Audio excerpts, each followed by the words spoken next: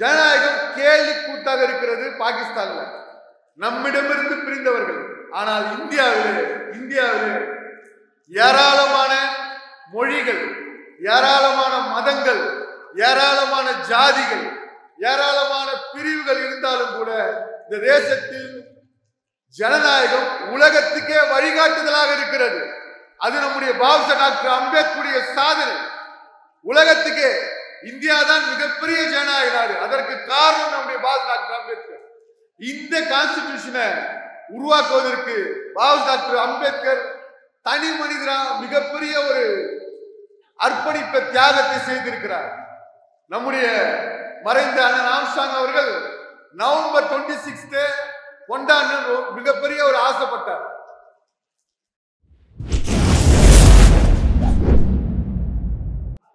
ஜெய் பீம், ஜெய் பீம், ஜெய் பீம். இந்திய அரசியலமைப்பு சட்ட தினம் இன்றைக்கு பகுஜன் சமாஜ் கட்சியின் சார்பாக கொண்டாடப்பட்டு வருகிறது. இந்த நவம்பர் 26 என்பது எப்படி 1950 ஜனவரி 26க்கு எந்த அளவிற்கு நாம் முக்கியத்துவம் தருகிறோமோ அதே அளவிற்கு இந்த நவம்பர் 26 முக்கியத்துவம் வாய்ந்த நாளாக இருக்கிறது. எனக்கு முன்னர் உரையாற்றிய அன்பிற்குரிய சகோதரர் பகுஜன் பிரேம் அவர்கள் விலாவரியாக நிறைய விஷயங்களை பேசினார். இந்த அரசமைப்பு சட்டம் 2 வருடம் 11 மாதங்கள் 17 நாட்கள் என 1946 டிசம்பர் மாதம் 9ஆம் தேதி முதற்கொண்டு 1949 நவம்பர் 26 வரை இடைப்பட்ட நாள் தான் இந்த 2 வருடம் 11 மாதம் 17 நாள். இந்த நாள் என்பது இந்த தேசம் முழுவதும் கொண்டாடப்பட வேண்டிய ஒரு மிக முக்கியமான நாள்.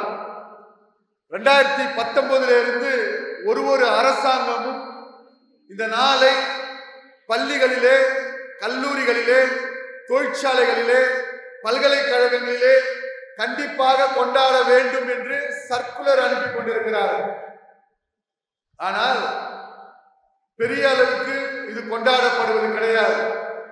இந்த வருடம் கூட தமிழக அரசு இந்த சுற்றறிக்கையை எல்லா பள்ளிகளுக்கும் கல்லூரிகளுக்கும் அனுப்பியிருக்கிறது.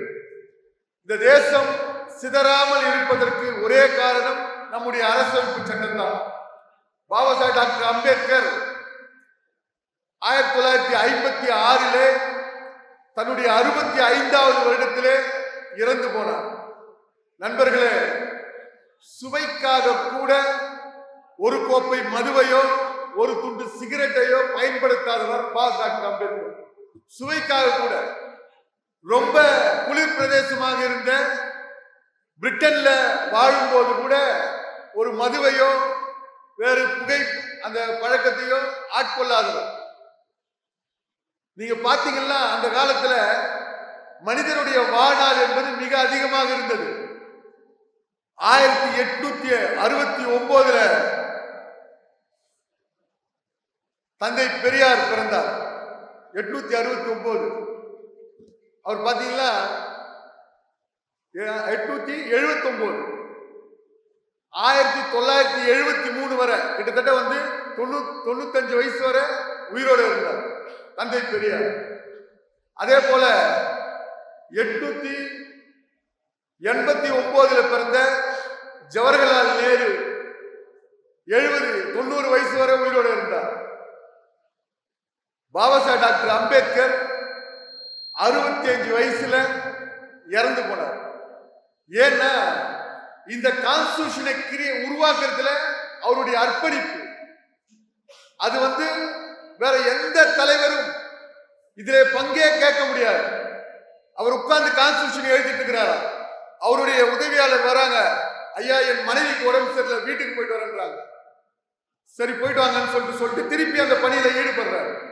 2 நாள் கழிச்சு அவர் வராரு, பாபாசாஹேப் அதே பணியை ஈடுபட்டு இருக்கிறார். அந்த உதவியாளரை பார்த்து கேட்கிறாரு, எப்பா குழந்தை வீட்டுல உடம்பு சரியில்லை நீ போலையான்னு கேட்கிறாரு.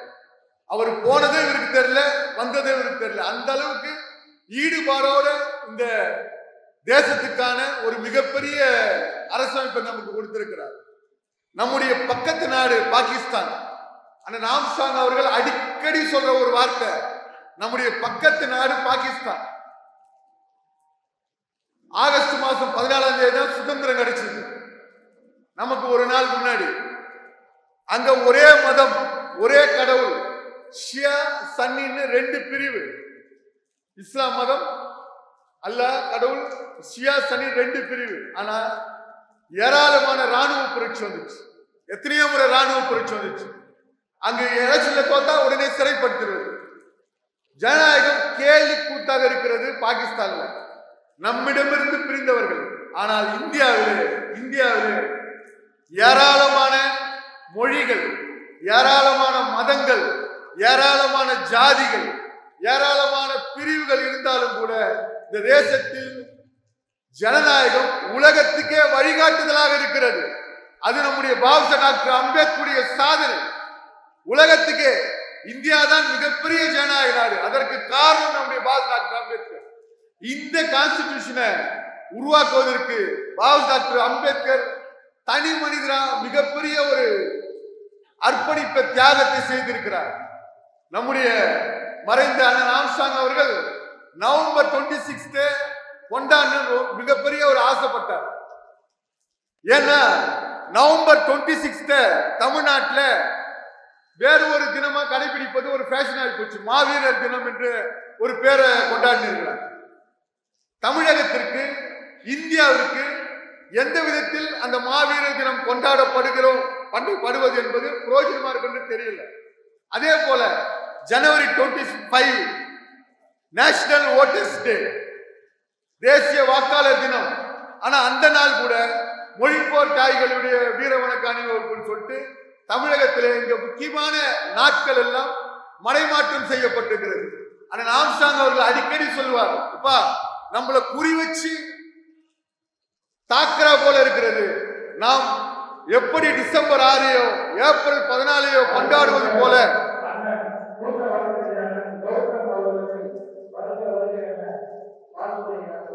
டிசம்பர் 6 ஏப்ரல் 14 கொண்டாடுவது போல நவம்பர் 26 ஜனவரி 25 தேசிய வாக்காளர் தினத்தையும் கொண்டாட வேண்டும் என்று ஆம்ஸ்ட்ராங் அவர்கள் அடிக்கடி கூறுவார். ஏனென்றால் இந்தியாவிலேயே வாக்காளருடைய நலனை பேணுகிற ஒரே கட்சி பகுஜன் சமாஜ் கட்சி மட்டும்தான். மீதி பேர்லாம் வராங்க, நான் நல்ல டைலாக் பேசுறேன், எனக்கு ஓட்டு போடுங்கன்னு கேட்கிறாங்க.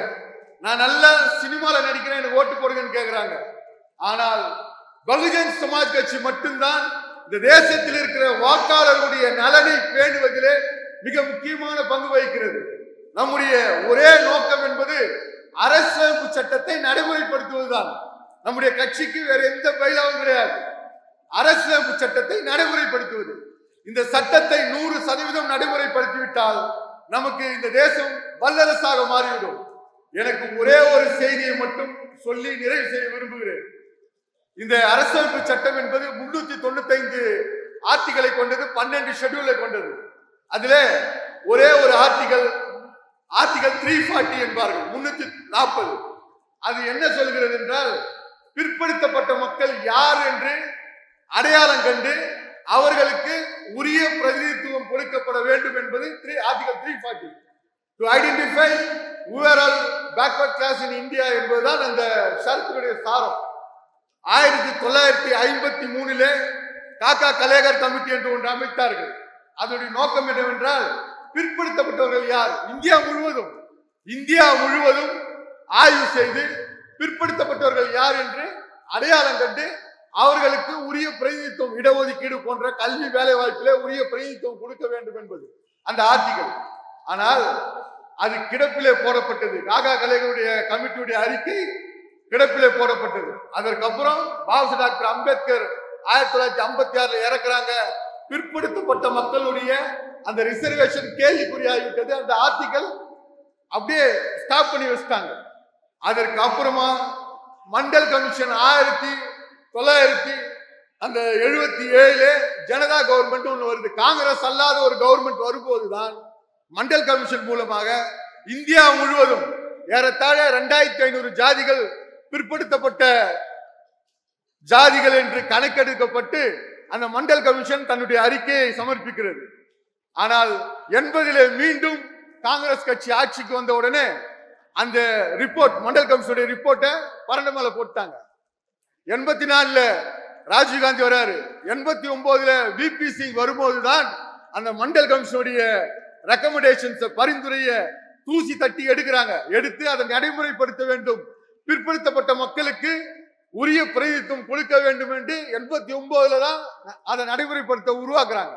11 மாசமே இருந்த விபி சிங்குடைய ஆட்சி கவிழ்ந்து அதுக்கப்புறம் நரசிம்மராவுடைய கவர்மெண்ட்ல நம்முடைய பகுஜன் சமாஜ் கட்சியுடைய நிறுவனர் மாநிலர் கன்ஷிராம் ஐயாவுடைய இடைவிடாத போராட்டத்தின் அடிப்படையில் 92 அந்த மண்டல் கமிஷனுடைய ரெக்கமெண்டேஷன்ஸை நடைமுறைப்படுத்துறாங்க.